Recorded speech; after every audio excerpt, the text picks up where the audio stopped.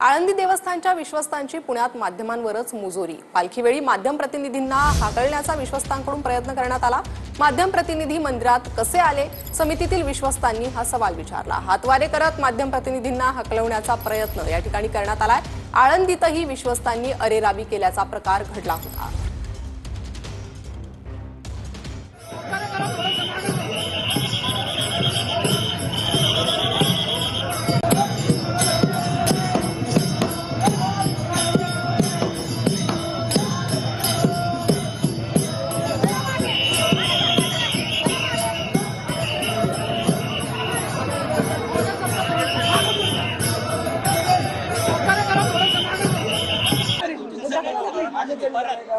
सगळ्यांच्या तुमच्यावरच रोष आहे। तुम्ही आले मीडिया कशाला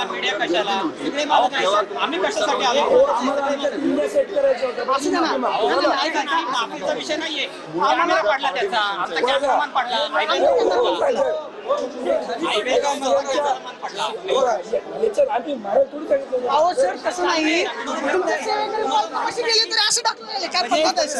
सेवेकरी आहेत ना, ते सगळे मालक झाले। देव आलेले आमच्यावर मी माफी मागतो, पण एक लक्षात दरवर्षी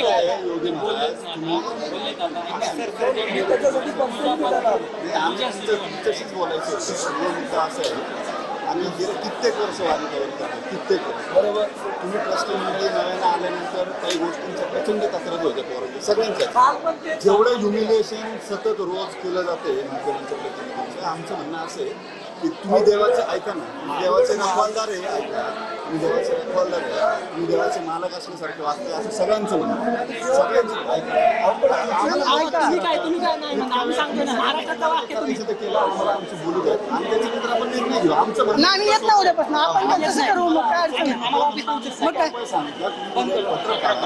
आणि माध्यमांना बंदी आहे असं सांगा। आमच्या विधींना कार्यक्रमांना अडचण होते, त्याच्यामुळे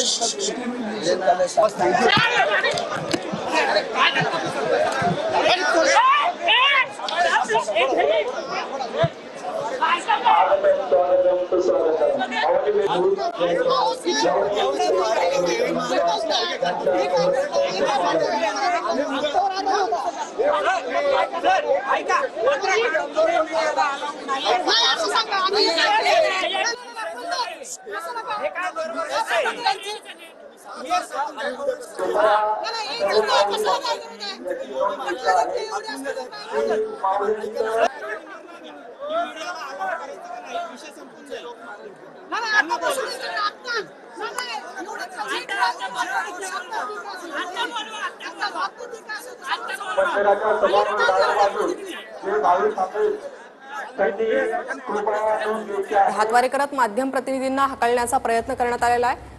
अधिक अपडेट घेणार आहोत आमचे प्रतिनिधी प्रदीप कापसे यांच्याकडून। प्रदीप, नेमका काय प्रकार या ठिकाणी घडला? पर्यंत आपल्याला माहिती आहे की सध्या महाराष्ट्रातल्या सगळ्यात मोठ्या सोहळ्याला सुरुवात झालेली आहे।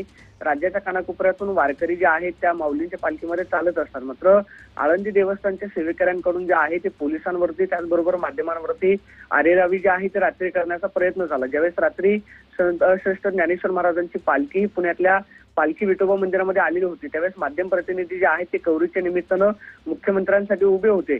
पालखीचं कव्हरेज करण्यासाठी माध्यम त्या ठिकाणी उभे असताना माध्यमं नक्की आत कशी आली किंवा तुम्ही इथं कशासाठी आलात अशा पद्धतीची सेवेकऱ्यांकडून वागणूक जी आहे ती माध्यमांना देण्यात आली। त्यानंतर माध्यम प्रतिनिधींनी थेट तक्रार जी आहे ती देवस्थानच्या विश्वस्तांकडे केली। मात्र देवस्थानचे विश्वस्त जे आहेत ते थेट पोलीस असतील त्याचबरोबर माध्यमांवरतीच अरेरावी करतात। त्यामुळं देवाचे सेवेकरी असणारी जी लोक आहेत ते मात्र मालक असल्यासारखे वागतात अशा पद्धतीचा अनुभव काल रात्री माध्यमांना आला। मात्र त्यानंतर माध्यम प्रतिनिधींनी थेट देवस्थानच्या विश्वस्तांना घेराव घालण्याचा आणि जाब विचारण्याचा प्रयत्न केला। त्यानंतर देवस्थाननं आपली भूमिका त्याचबरोबर सेवेकऱ्यांनी भूमिका जी आहे ती स्पष्ट केलेली आहे। मात्र माध्यम प्रतिनिधींना अशा पद्धतीनं देवस्थानच्या सेवेकऱ्यांकडून वागणूक मिळणं हे खरं तर वारीच्या काळामध्ये खूप धक्कादायक होतं। मात्र रात्री घडलेला प्रकार जो आहे तो गैरसमजुतीतून घडला असं काही सेवेकऱ्यांचं म्हणणं होतं। मात्र रात्री जे आहे ते माध्यम प्रतिनिधींना अडवणूक जी आहे ती काही सेवेकऱ्यांकडून करण्यात आल्याचं पाहायला मिळालं। प्रणिता, नक्कीच प्रदीप, तुम्ही